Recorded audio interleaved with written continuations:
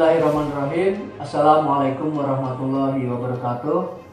Perkenalkan, nama saya Dr. Taufik Yudi Mulyanto MPD. Saya sebagai dosen di program studi pendidikan olahraga Fakultas Ilmu Pendidikan Universitas Muhammadiyah Jakarta, dan salah satu mata kuliah yang saya ampu adalah biomekanika olahraga dengan bobot 3 SKS. Di sini saya akan menjelaskan RPS pada mata kuliah biomekanika olahraga dasar.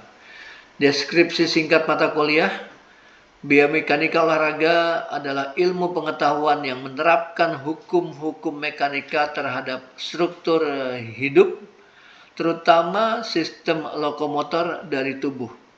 Lokomotor adalah kegiatan di mana seluruh tubuh bergerak karena tenaganya sendiri dan umumnya dibantu oleh gaya beratnya.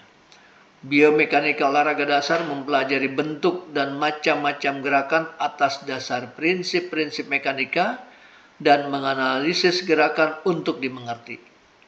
Biomekanika olahraga dasar berhubungan erat dengan sistem neuromuskular pada manusia.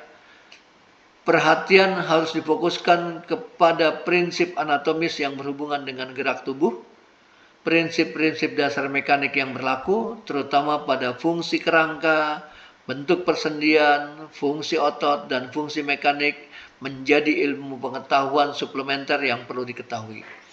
Bahan kajian dan materi pembelajaran adalah hakikat dan ruang lingkup biomekanika olahraga dasar dengan definisi tujuan dan ruang lingkup biomekanika olahraga, serta analisis gerak dalam cabang olahraga.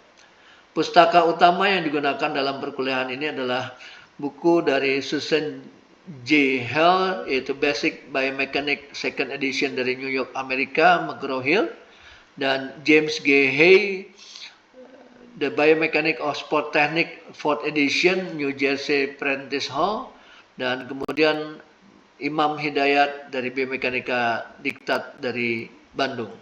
Pendukung adalah Abernethy Bruce, The Biophysical Foundation of Human Movement. Kemudian sebagai pengampu saya sendiri, yaitu Dr. Taufik Yudi Mulyanto.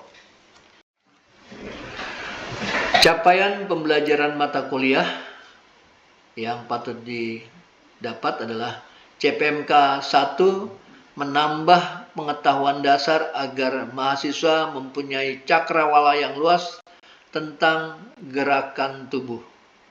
CPMK 2 mengetahui manfaat mekanis dari gerakan, memahami, meramalkan, mengontrol gerak secara kritis. CPMK 3 mengetahui persyaratan-persyaratan teknis dari setiap tugas gerak atau mengembangkan nilai-nilai yang relevan. Kemampuan akhir dari tiap tahap pembelajaran, yaitu sub CPMK. Sub CPMK 1 mahasiswa mampu menjelaskan hakikat dan ruang lingkup biomekanika olahraga dasar. Sub CPMK 2 mahasiswa mampu menjelaskan kesetimbangan dan hukum kesetimbangan. Sub CPMK 3 mahasiswa mampu menjelaskan kecepatan. Sub CPMK 4 mahasiswa mampu menjelaskan percepatan, dan sub CPMK 5 mahasiswa mampu menjelaskan momen tuas. Berikutnya website e-learning yang digunakan oleh seluruh sivitas akademika Universitas Muhammadiyah Jakarta, yaitu siakat.umj.ac.id, yang di dalamnya ada beberapa item atau fitur, yaitu Edlink, SIM akademik, SIM akreditasi, dan lain-lain. Untuk membantu proses pembelajaran bisa menggunakan akses Edlink. Di dalamnya memiliki fasilitas yang terkait dengan pembelajaran yang digunakan oleh semua dosen Universitas Muhammadiyah Jakarta. Di antaranya terdapat mata kuliah biomekanika olahraga yang saya ampu. Di sini tertera sesi pertemuan sejumlah 16 kali pertemuan. Di dalamnya dapat diakses kolom diskusi oleh mahasiswa, termasuk tugas materi ajar, live conference melalui Zoom meeting atau Google Meet, dan juga bisa langsung ujian CBT. Berikut video pembelajaran mata kuliah biomekanika olahraga. Bismillahirrahmanirrahim. Assalamualaikum warahmatullahi wabarakatuh. Waalaikumsalam warahmatullahi wabarakatuh. Alhamdulillah, kita bersyukur pada Allah. Apa kabarnya mahasiswa? Baik semuanya. Tetap semangat ya. Baik, kita akan masuk pada perkuliahan yang ke-7 pada kuliah biomekanika ini dengan materi sistem tuas dalam tubuh manusia, momen dan implementasi. Baik, sebelum itu kita lakukan absen dulu. Silakan teman-teman dulu semuanya. Pegang. Oke, silakan.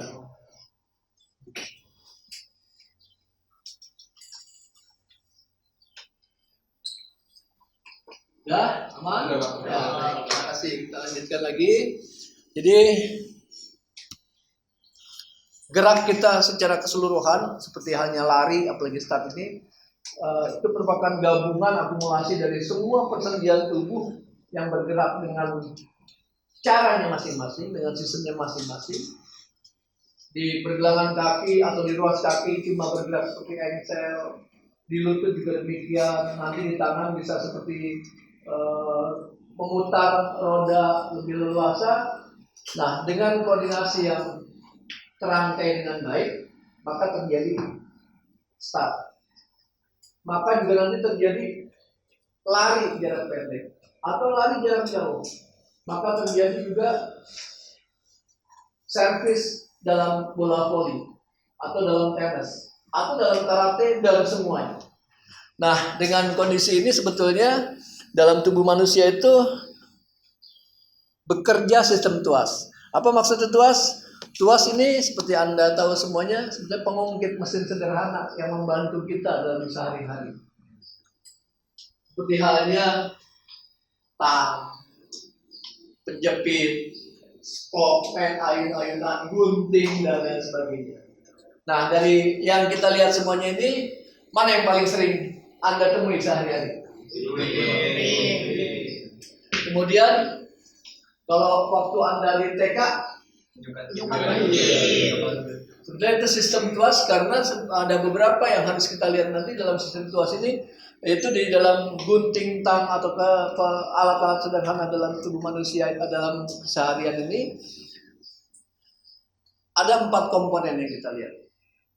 Yang kita harus lihat bahwa kalau tang itu kita gunakan untuk mencabut paku, maka paku menjadi beban.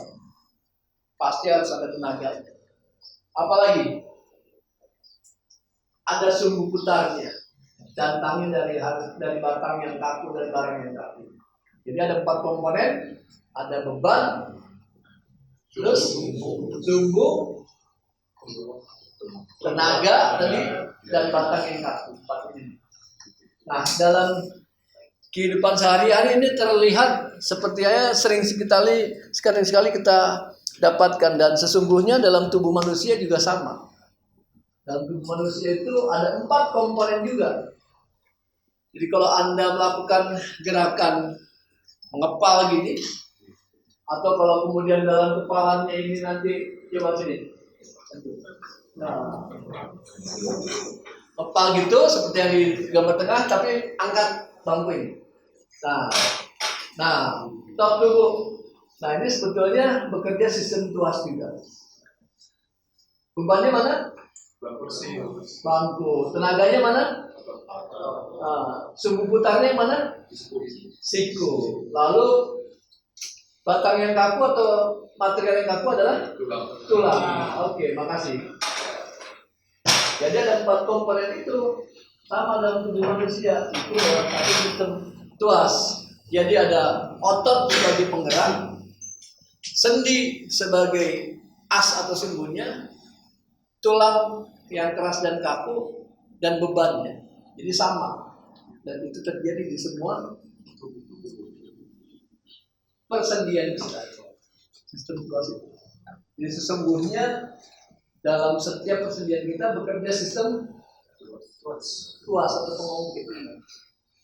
Mirip dengan melihat komponen-komponennya. Nah, ada 3 jenis kategori tuas dalam kehidupan kita sehari-hari di tubuh manusia. Tuas golongan 1, di mana kalau dilihat itu ada F-nya, F itu adalah force, segitiganya adalah aksis atau sumbu. Yang kanan, yang di kolom pajak sana ada huruf R. R apa kira-kira singkatannya? Kalau dalam latihan beban apa? Resisten, training, resisten jadi namanya resisten. Itu yang golongan 1. Sumbunya dari tengah. Golongan 2, kalau Anda bertumpu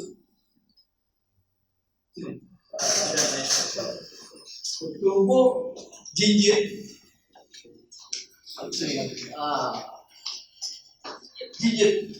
Jinjit. Nah, terus sebetulnya ini bekerja tuas golongan 2 tidak di pada saat di tumitnya, yaitu ujung jarinya sebagai tubuh. Cukup. Ya lumayan. Makanya berat. Kenapa kalau begini bisa lama? Begini berat karena tadi bekerja, ototnya bekerja berat bekerja. Coba angkat lagi sekali lagi. Nah, sumbunya justru di ujung. Tenaganya ada di mana? F-nya di ujung yang sebelahnya. R-nya ada di antara tengah-tengah. Ya, itu berarti menggambarkan sistem tuas golongan 2 ketika sedang jinjit. Jinjit itu bagian dari awal untuk melompat ke atas. Jadi kalau Anda melompat dari sana, lompat 2 kaki, raih ini. Bisa mungkin 2 kaki meraih ini. Ya, oke. Di sini nanti lompatnya ya. Yang Anda lihat semua jangan ke atasnya, lihat kakinya sekarang. Bagian kita lihat kakinya. Jadi kalau dia sampai ke atas nanti kalau nggak balik lagi, coba Pak. Lihat tumpuan di sini nih Pak, tumpuan di sini. Dari sini ya. Dari sana, dari agak jauh. Satu, dua, tiga. Betulnya silakan, terima kasih. Pada waktu di awal melompat itu adalah fungsi tuas golongan 2 tidak dalam keadaan diam tapi dalam keadaan yang bergerak, dinamis. Nah, yang golongan 3 nih seperti yang tadi Ananda Rama melakukan. Golongan 3 mengangkat beban di bagian ujungnya 5 kg, kemudian sumbunya ada di siku. Otot tenaga yang bekerja, otot apa namanya? Bicep. Bagus sekali, luar biasa. Nah, ini sebetulnya dalam tubuh manusia ada 3. Yang pertama, seperti halnya kalau di kepala kita kepala dongakan gini itu golongan pertama.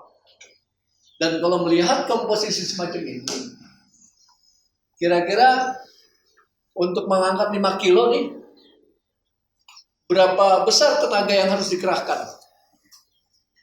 Kita bisa melihatnya dari sisi perbandingan antara sumbu dengan tenaga, dengan sumbu dan beban. Berapa kali panjang nih kira-kira sumbu ke beban dibanding sumbu ke tenaga? Perkiraan. Berapa kali? Kira-kira berapa kali lebih panjang? Ini ke sini berapa kali lebih panjang dari ini ke sini kira-kira?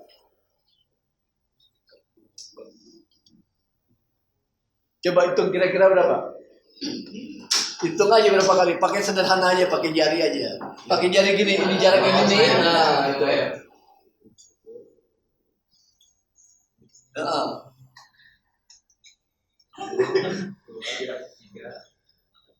5 lah. Berarti jaraknya 5 kali lebih panjang dibanding sumbunya, dibanding tenaganya, dibanding ototnya dari sumbu. Kira-kira tenaganya berapa kali lebih berat di sininya? Tadi 6 kali jadi berapa kilo? 30 ya. Jadi 6 kali lebih berat nih. Di sininya 5 kilo, di sininya 30 kilo sebetulnya kalau Anda angkat. Lebih berat. Sehingga kita sebetulnya dari sisi tenaga rugi. Angkat beban 5 kg, tenaganya 30 kg. Tapi tentu Allah Subhanahu wa taala tidak akan menciptakan manusia dalam keadaan rugi. Walaupun rugi dari sisi tenaga, pasti ada lain lagi yang lebih bermanfaat yang justru itu kita rasakan dalam dunia olahraga. Nah, ini tadi yang golongan pertama, yang contoh yang tadi kita kedepankan, tenaganya lebih berat 6 kali lipat tenaga yang kita kerahkan dibanding bebannya. Mari kita lihat apa sih keuntungannya. Apa keuntungannya yang Allah berikan kepada kita? Kalau tadi dari sisi tenaga rugi, rugi. Tapi sebetulnya ada keuntungannya. Apa yang kita lihat dari keuntungannya? Nah, kita bisa melihat dari kondisi ini. Ini sebetulnya gambar ini cerminan dari ini. Posisi pertama itu, posisi kedua ini. Nah, ketika menjadi skema, Bapak mencoba untuk menggabungkannya. Posisi pertama adalah yang siku ini, bawah. Posisi yang kedua ini. Otot yang pertama bergerak seperti ini. Otot yang kedua tentu nempelnya di tulang radius ulna. Nempelnya di situ. Nah, berarti sumbernya di sini. Sumber tenaganya bergeraknya cuma dari sini ke sini. Ya kan, kalau begini ya ini bergerak dari sini ke sini dekat lah. Dari yang tadinya di sini. Ujungnya, bagian yang memegang beban tadi, bergerak dari ujung sini sampai ujung sini. Ini dia. Kalau ini adalah A, ini adalah B, kita bisa lihat mana yang lebih panjang. B, oke. Bagus sampai situ. A bergerak seperti ini, B bergerak seperti ini, waktunya sama atau berbeda? Dalam waktu yang sama atau yang dalam waktu yang berbeda? Durasi waktunya, lamanya sama betul. Iya kan? Ini sampai ke sini, waktunya sama dengan sampai ke sini. Kan ininya kaku tadi. Nah, iya kan? Waktunya sama, jaraknya berbeda. Apa yang berbeda? Sekarang sini, diri. Anda juga diri. Ya. Waktunya sama, jaraknya berbeda. Nah, Anda bergeraknya ke sana ke ujung, cepat. Anda relatif lambat. Ketika saya bilang stop atau bilang mulai, tapi ketika bilang stop dua-duanya. Oke, siap? Mulai. Stop. Nah, apa yang berbeda dari dua ini? Jaraknya, ya. Waktunya sama. Terus apa lagi jadi yang berbeda? Kecepatannya. Makasih balik ya. Jadi kecepatan yang beda. Dan inilah yang membuat keberuntungan bagi manusia atau keuntungan manusia. Jarak ujung tuasnya itu jadi lebih cepat dibandingkan sumber penggerak. Sehingga dengan demikian Anda bisa melempar lebih jauh kalau bola ditaruhnya di ujung. Diajarkan oleh Pak Giri bola tangan untuk melempar pada tangan bagian ujung sini. Boleh diambil bolanya sebentar?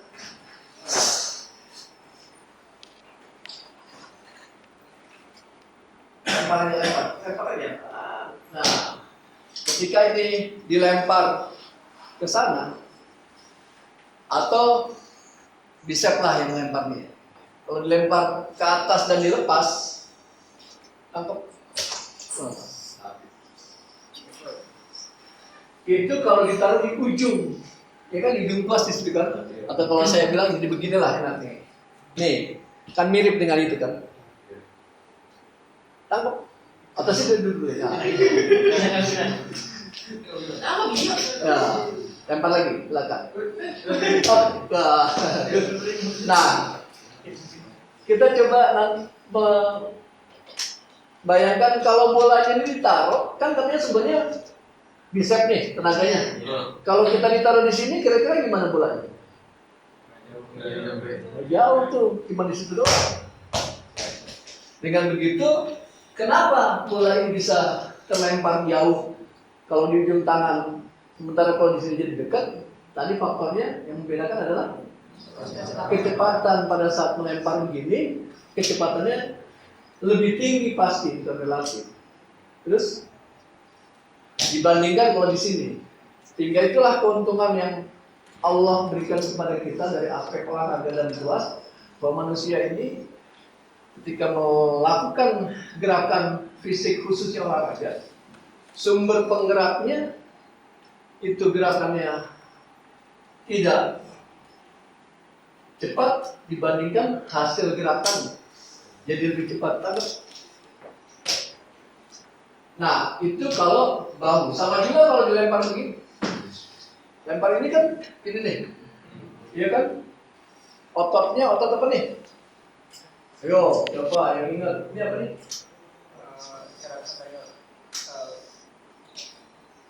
Pectoralis major, pectoralis major ditambah juga dengan di sini nanti ada teres major. Nah, dilempar begini lebih cepat lagi karena bentangannya panjang, lebih panjang dibandingkan ototnya sini. Tenaganya lebih besar. Itulah karena tenaganya lebih besar, jadi bisa lebih cepat. Dan satu lagi karena ini melempar ini bisa jadi berat bola ini cuma 1 on atau 2 on, tenaganya berkilo-kilo di sini. Sampai kayak tadi di sini angkatnya 5 kilo. Bebannya yang harus kita angkat 5 kilo, tenaganya harus dikeluarkan 30 kilo. Jadi otot yang tadi dikatakan mengeluarkan tenaga lebih besar dibandingkan beban yang harus diatasi. Beda dengan alat-alat tubuh sederhana tadi, gunting gitu, itu tenaga kita malah lebih ringan dibandingkan bebannya. Tapi di sini ototnya lebih besar mengeluarkan tenaga. Tapi kecepatannya jadi lebih tinggi. Dengan demikian jadilah gerakan-gerakan dalam olahraga, lempar, lari, melompat, memukul, baik yang pakai alat memukul, melemparnya misalnya, yang nggak pakai alat seperti ini, atau yang pakai raket seperti di tenis, di bulu tangkis, di pedal yang sekarang hebat main pedal. Dengan begitu kerugian yang kita alami dari sisi tenaga mendapatkan manfaat yang besar dari sisi kecepatan. Oke, dan kemudian ini dia, inilah terjadi gerakan-gerakan tubuh manusia dalam olahraga dalam konsepnya tuas jadi banyak, dan kita bisa memanfaatkannya sistem tuas ini karena dengan demikian merupakan satu karunia bagi kita semua. Dan tadi seperti Bapak bilang karena tenaganya lebih banyak, di situ pula di olahraga gunanya adanya warming up, adanya pemanasan. Bayangkan mau ngangkat yang tadi ini aja, di sini yang 5 kilo, di sini 30 kilo. Coba kalau latihan beban, Anda ngangkat dumbbell bisa 13 kilo. 13 kilo di dumbbellnya, di ototnya kali 6 berapa? 6 kali 13 78. Sampai begitu 78 ya tentu punya harus melakukan, jangan tiba-tiba 78 langsung angkat 13 kilo kan? Enggak, 5 kilo dulu, 7,5, 10 sampai 13. Itu gunanya supaya tenaganya yang menggerakkan tenaga banyak harus ada proses pemanasannya. Ini dia tuas golongan 1 dan golongan 2 mempunyai manfaatnya efisiensi tenaga. Sementara golongan 1 dan golongan 3 mempunyai manfaat efektivitas kecepatan. Demikian yang bisa Bapak sampaikan. Terima kasih. Assalamualaikum warahmatullahi wabarakatuh. Waalaikumsalam warahmatullahi wabarakatuh. Mari kita tutup kuliah kita dengan doa kafaratul majlis. Bismillahirrahmanirrahim. Subhanakallahumma wa bihamdika asyhadu an la ilaha illa anta astaghfiruka wa atubu ilaik. Terima kasih. Assalamualaikum warahmatullahi wabarakatuh. Waalaikumsalam warahmatullahi wabarakatuh.